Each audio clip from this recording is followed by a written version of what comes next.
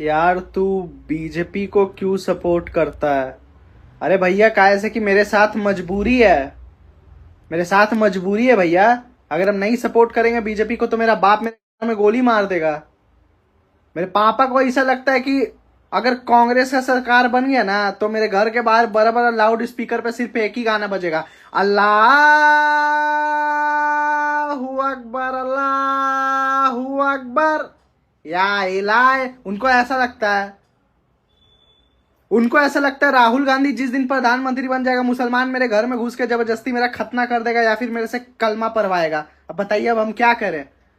तो मेरे साथ मजबूरी है भैया, इसलिए हम बीजेपी को सपोर्ट करते हैं। क्या आप लोगों के साथ भी ऐसी ही मजबूरी है? लेकिन ये एक फैक्ट भी है, अगर समाजवादी यानी कि अखिलेश यादव की सरकार आ जाती है तब जो रोड यात्रियों के लिए यूज करने के लिए होता है वहां नमाज पढ़ने के लिए उसका यूज किया जाएगा। तुम्हारे आस पड़ोस के जो मंदिर है उन पर कब्जा करके उन्हें मस्जिदों में कन्वर्ट कर दिया जाएगा। इसके अलावा बहुत कुछ और भी होगा जो हम और आप सोच नहीं सकते हैं। गांधी जी का नाम ले रहे थे और वो 2 घंटे धूप में खड़ा हुआ, वो अभी जे स्टेज से नीचे उतर गया और वो सौरभ वहां पे बैठ के लेमनेड पी रहे। ये है सत्याग्रह। गांधी जी ने अपनी किताब में लिखा है सत्याग्रह सफरिंग ऑफ द सोल। अपनी आत्मा को तड़पाना पड़ता है। पानी पी ले, उसमें दिक्कत क्या हो रही तेरे को? यार तू समझ नहीं रहा। तू ये देख ले, वो अभिजीत कौन सी किताब लेके आया अपने हाथ में, देखा तूने? अम्बेडकर किताब थी, उसमें क्या दिक्कत है? पहले गांधी जी अम्बेडकर। अरे यार तू समझ नहीं रहा। डॉक्टर अंबेडकर ने माई ऑटोबायोग्राफी नाम से कभी कोई किताब लिखी नहीं लिखी, पर उस किताब में जो राइटिंग और आइडियोलॉजी वो टोटली अम्बेडकर से ही मैच करती है। You are not getting the point. उसका पब्लिशर पता है कौन है? कोई आरएसएस से लिंक्ड है। इन बेचारों की पार्टी सही से बन नहीं पाई है, उससे पहले ही एक दूसरे को रेलने लगे। कॉकरोच जनता पार्टी के ओवरसीज विधायक अर्पित शर्मा जी। कॉकरोच जनता पार्टी के एस जयशंकर बोल सकते हैं क्या आपको? एस जयशंकर तो बोल ही सकता है। क्या ये कॉकरोच के सैम पित्रोदा हैं? हाँ। नहीं यार ऐसा मत बोलो। फिर गलत एडवाइस नहीं देता मैं। मोदी जी लगातार 3 दिन इतनी गर्मी में दिल्ली में बाहर बैठ के दिखाएं बिना एसी। 30 मिनट बैठ जाए तो चेहरे का प्लास्टिक पिघल जाएगा सारा, जो मेकअप उतर जाएगा।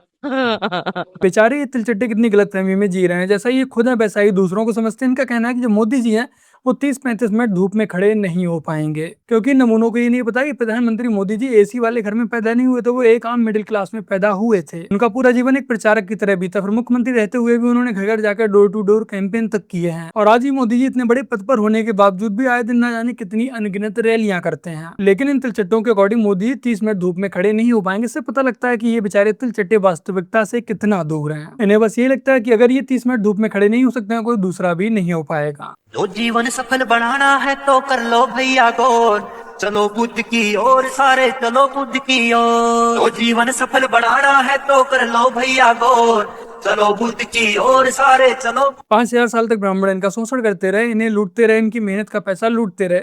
लेकिन अब ये लोग खुद बौद्ध कथा के नाम पर, भीम कथा के नाम पर अपने ही लोगों को लूटेंगे। बाकी का इन लोगों को बौद्ध कथा में, भीम कथा में भीड़ बुलाने के लिए ये सब करना पड़ता है, ऐसे ऐसे नचवाना पड़ता है। अकेले तो मुसलमान है, ये है उसका काम मालूम, उसका काम मालूम, मुसलमान तो है, ये है। वो चाहते हैं कि वो बने सीएम? नहीं नहीं, वो तो कह रहे हैं महिलाओं को 40,000 देंगे साल में।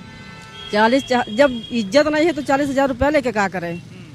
रुपया ना चाहिए, इज्जत चाहिए। क्योंकि दे रहे हैं सम्मान महिलाओं को। हाँ वो तो दे रहे हैं। हाँ सुरक्षा सम्मान सब मिल रहा है। सब मिल रहा है। हाँ तो अखिलेश नहीं योगी चुनेंगे। हाँ 40,000 मिले चाहे 4 लाख मिले, जब आपकी बहन बेटियां ही लफंगों से सुरक्षित नहीं होंगी, जब इनकी इज्जत ही नहीं होगी, तो 40,000 4 लाख का क्या करेंगी? और जिन लोगों ने समाजवादी पार्टी का शासन देखा है वो लोग इस बात को अच्छे से समझते हैं। कॉकरोचों ने आके 1.5 लाख आदमी खड़े कर दिए थे पीछे। जो कहाँ 1.5 लाख खड़े कर दिए? नहीं एक मिनट, कॉकरोच ने कहाँ 1.5 लाख खड़े कर दिए? कॉकरोच जनता पार्टी के 1500 लोग होंगे या बाकी 500 मीडिया वाले थे। मुश्किल से 2000 अगर सब जोड़ ले, मीडिया और जो भी कॉकरोच जनता पार्टी के नाम पर जो भी आए सब मिला के जंतर मंतर पर 1,500-2,000 लोग होंगे, जिसमें 500-700 यूट्यूबर और मीडिया के लोग होंगे। 1 लाख 2 लाख 5 लाख कहाँ गए? आपने अजीत जी उनका वो देखा है ड्रोन से? यह लगभग 1-1.5 बजे की बात है। जनपद के बाद में जहां पर इनका धरना स्थल है उसके बीच में रोड है। सड़क से जो आप देखें और शांग्रीला तक ऊपर ड्रोन से देखिए आप पूरे। सर वो कोई आपने, माफ करिए मैं थोड़ा डेविएट हो रहा हूँ, लेकिन वो कोई आपने कहीं कुछ देखा है एआई वाला? क्योंकि मुमकिन नहीं है कीर्ति आजाद जी 1 लाख 1.5 लाख 2 लाख लोग अलग अलग ड्रोनों के 1 लाख नहीं 40-50 होंगे, लेकिन भरे हुए थे। ये बेचारा टीएमसी का सांसद एआई से बने फोटो को रियल मान रहा है और उसी पर पूरी डिबेट कर रहा है। बेचारा जो लेफ्ट का पत्रकार है वो भी इसे डिफेंड नहीं कर पा रहा है। हम जो मारे पीटे जा रहे हैं ये हमारे लिए सजा है, क्योंकि हम अल्लाह के नेक बंदे हैं। क्यों? वजह उसकी ये है कि आज जितनी बड़ी बड़ी बुराइयां हैं, बड़े बड़े गुनाह हैं, वो सारे के सारे मुसलमानों के अंदर मौजूद है। तुम झूठ को ले लो, झूठ तो मुसलमानों के लिए ऐसा लगता है जैसे ऑक्सीजन का काम करता है। अगर मुसलमान झूठ नहीं बोलेगा तो जिंदा नहीं रह सकता। धोखाधड़ी, धोखाधड़ी तो मुसलमानों ने अपना पेशावराना तरीका बना रखा है। ऐसा तरीका, ऐसा पेशा कि धोखा बोलो तो मुसलमान याद आए, मुसलमान बोलो तो धोखा याद आए। जबकि अल्लाह के रसूल सल्लल्लाहु अलैहि वसल्लम ने फरमाया कि मुसलमान धोखेबाज नहीं हो सकता। और आज देख लो हमारा क्या हाल है। शराब को तो मुसलमान इस तरीके से पीने लगा जैसे जन्नत से आया हुआ शरबत हो, और सूद को मुसलमान तो ऐसे खा रहा है जैसे उसके बाप ने विरासत छोड़ी हो, जिसको वो हलाल समझकर खा रहा है। और जुआ और सट्टेबाजी की तो बात ही मत पूछो। आज मुसलमान ये वाहिद ऐसा गुनाह है जिसको हलाल और जायज समझकर कर रहा है, चाहे वो ड्रीम 11 हो, माई 11 सर्कल हो। मुसलमानों को फर्क ही नहीं पड़ता कि ये जुआ है, ये हराम है। देखो भाई, इसमें कोई शक नहीं है, जितने भी गलत काम है, जितने भी 2 नंबर के काम है, उसमें मोस्टली मुस्लिम ही होते हैं। और ऐसा मेरा नहीं कहना है, ऐसा खुद इनके ही एक मजहब के मौलाना का कहना है। कौन सा मुखिया है? कौन मुखिया है? ये उल्लूपना की पार्टी जिसने कि मोदी को अपना नेता बनाया है, इसको आप समझते हैं कि मुख्य पार्टी है? मुझे बताइए, केरल में भाजपा है कहां? तमिलनाडु में भाजपा है कहां? लक्षद्वीप में भाजपा है कहां? सीमांध्रा में भाजपा कहां है? तेलंगाना में भाजपा है या नहीं? उड़ीसा में कहां है भाजपा? बंगाल में कहां है भाजपा? उत्तर पूर्व में कहां है भाजपा? पर आप लोग सोचते हैं कि ये मुख्य विकल्प है। ये कोई विकल्प ही नहीं है। इनके साथ कुछ दल जुड़ने को तैयार होंगे शायद, लेकिन जबकि मोदी का मुंह देखते हैं, वो कहते हैं कि इस बीजेपी से हम हर हालत में हाथ नहीं जोड़ेंगे।